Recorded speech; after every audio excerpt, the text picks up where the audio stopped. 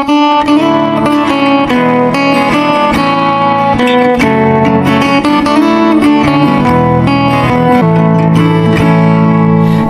tuliskan kenangan tentang caraku menemukan. Nafkah 15.000. Bab 4. Usaha keripik. Selepas kepergian Bapak Hanif dan Mbak Eka, kuajak anak-anak naik motor. Sekadar cari angin, menghibur kakak beradik ini. Karena ku tahu, meski hanya sebuah insiden kecil, tetapi sudut hati kedua anakku merasa terluka. Ada perih yang menggores, saat mereka yang tidak bersalah sedikit pun harus ikut merasakan kemarahan kakeknya. Saat menunggu pesanan bakso di warung lesehan, Dinta bertanya mengapa ayahnya tidak pulang. Ayah ngembek, "Ya, Bu." Tanyanya lagi, saat tidak mendapat jawaban dari aku. Aku mengangguk, mengiyakan seraya tersenyum. Bingung mau menjelaskan apa pada anak sekecil mereka. Kalau ayah tidak pulang, kita susul ke sana, ya, Bu. Adek gak mau kalau ayah pergi. Adek takut gak punya ayah lagi. Danis ikut nimbrung pembicaraan kami. Matanya terlihat berkaca-kaca. Lagi, hanya anggukan yang mampu aku berikan. Setelah bakso datang, keduanya tak lagi membicarakan ayahnya. Mereka terlihat menikmati makanan favoritnya. Kupandangi wajah polos dan lugu kedua anakku. 8 hari tidak bertemu, Mas Agam tidak menghubungi mereka sekalipun. Apakah memang kami tak memiliki arti sama sekali bagi dirinya? Sepulang dari makan bakso, kulihat bapakku sudah duduk di teras rumah. Menunggu kami, sepertinya. Beliau tidak bisa masuk, karena pintu rumah terkunci. Dinta dan Danis berlari memeluk mbah kakungnya. Sejenak mereka bertiga terlibat permainan yang seru. Begitulah Bapak, sangat menyayangi kedua anakku. Saat bersama, Bapak selalu memposisikan diri seperti anak kecil. Mengikuti permainan apapun yang berdua kakak beradik itu lakukan. Setelah puas bermain dengan kedua cucunya, Bapak menghampiriku ke dapur. Aku tengah mengecek persediaan bahan-bahan keripikku. Tadi, Bapak lihat mertuamu datang. Bapak pulang untuk berganti baju. Pas kesini, mereka sudah tidak ada.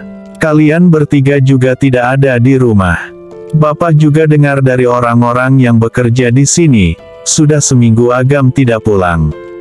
Benar begitu? Bapak bertanya, terkesan sangat berhati-hati.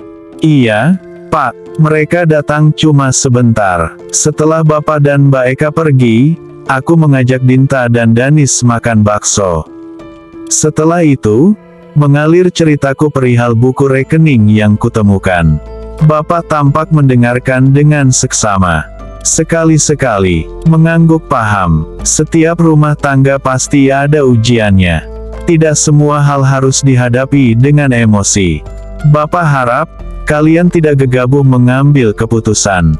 Besok-besok, jika hatimu sudah tenang, susul Agam. Ajak dia ke rumah Bapak. Biar Bapak yang bicara sama dia. Bapak memang bijaksana, tidak suka memperkeruh keadaan. Namun, untuk kali ini, rasanya tidak tepat. Karena anak perempuannya sudah terzalimi. Namun, percuma juga berdebat dengan beliau. Aku hanya akan semakin dinasihati. Dan untuk saat ini, aku tidak ingin membahas apapun. Aku hanya ingin mengembangkan usaha yang aku miliki. Setelah bertemu dengan keluarga Mas Agam, aku jadi bersemangat untuk menjadi wanita sukses. Akan aku tunjukkan bahwa sukses itu tidak harus berseragam. Bapak tahu apa yang kamu pikirkan. Ya sudah, tenangkan dirimu. Bila repot mengurus usaha barumu, bawa Dinta dan Danis pada ibumu. Biar kami yang membantu menjaga mereka. Adikmu juga sedang libur kuliah, pasti senang bermain bersama mereka berdua. Kuhela napas lega. Bapak mengerti keadaanku, itu membuatku tak perlu menjelaskan apapun lagi. Sebagai anak sulung, aku tahu Bapak menginginkan yang terbaik untukku dan rumah tanggaku. Untuk contoh adik semata wayang Fani itu yang beliau harapkan. Bila mereka merindukan ayahnya, bawalah ke rumah mertua kamu. Jika di sana kamu mendapatkan perlakuan kurang menyenangkan, bawa pulang mereka. Pesan terakhir Bapak sebelum meninggalkan rumahku. Aku duduk termenung memikirkan semua nasihat yang Bapak berikan. Beliau memang tidak pernah mau mencampuri urusan rumah tanggaku lebih dalam. Selang sehari setelah kedatangan mertuaku, kebetulan libur tanggal merah. Aku berencana membawa anak-anak menemui ayah mereka. 2 minggu tidak berjumpa, aku bisa melihat kesedihan di mata mereka. Perilaku kedua kakak beradik itu pun terlihat lebih murung. Aku benar-benar tidak habis pikir dengan Mas Agam. Sekian lama tidak berjumpa dengan anak, sama sekali tidak pernah ada keinginan untuk menghubungi sekadar mencari kabar atau minta berbicara dengan anak-anaknya. Dengan kendaraan roda 2, kami bertiga berangkat. Dibutuhkan waktu 90 menit untuk sampai rumah mertuaku. Aku mengendarai dengan santai supaya selamat sampai tujuan. Fani kebetulan tidak kuliah, sudah ku minta mengurus pesanan keripik. Ada debar yang membuncah di hati ini, manakala rumah mertua sudah kelihatan. Perasaan rindu pada suami, senang akan bertemu, serta rasa takut akan sikap keluarga mertua terhadapku bercampur menjadi satu. Sesampainya, kami turun dari motor, melangkah ke arah pintu. Kuucapkan salam dengan hati-hati. Rasa was-was kian mendera dalam hati. Sekian lama, tak kunjung terdengar jawaban untuk salamku.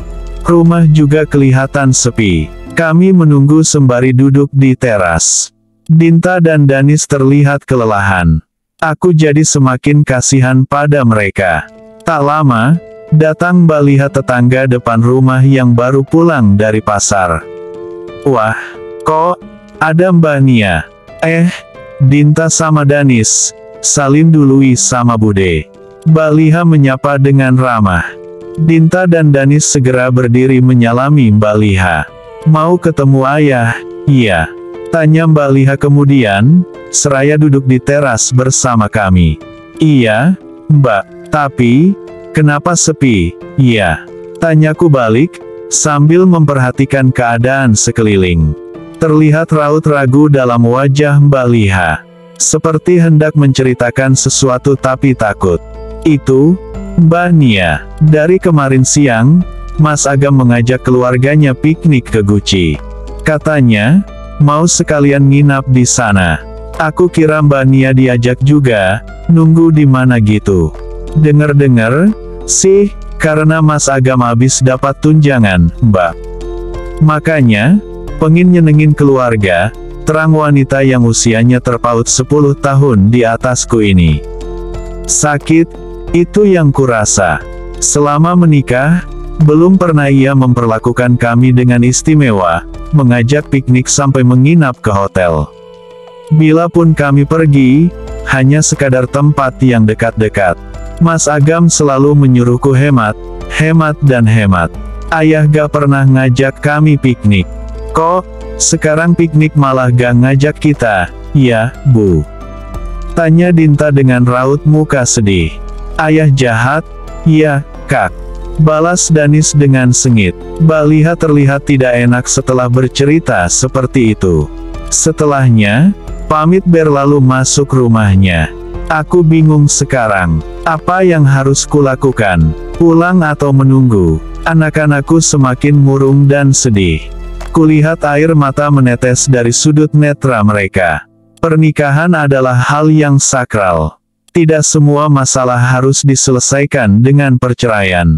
Karena akan ada sosok makhluk kecil yang paling terluka bila hal itu terjadi. Namun, apa jadinya, bila saat masih bersama pun, seorang ayah tega menorehkan sakit pada buah hatinya. Aku menahan air mata ini agar tidak jatuh di hadapan dua makhluk tak berdosa. Karena mereka membutuhkan kekuatanku untuk bersandar. Kudekati kedua tubuh yang duduk terpekur di pojok teras dengan mata berkaca-kaca. Mendekap ke dalam pelukan. Seketika, Tangis pecah saat tubuh mereka menempel pada tubuhku. Kuusap pelan punggung Dinta dan Danis, berharap dapat melegakan perasaan mereka. Bu, kenapa ayah piknik gak ajak Danis? Ayah pasti main seneng-seneng sama Aira, ucap Danis di tengah isak tangisnya. Ia membicarakan Aira, anak Liana adik Mas Agam. Aku tak bisa menjawab hal itu. Kakak sama Danis mau piknik.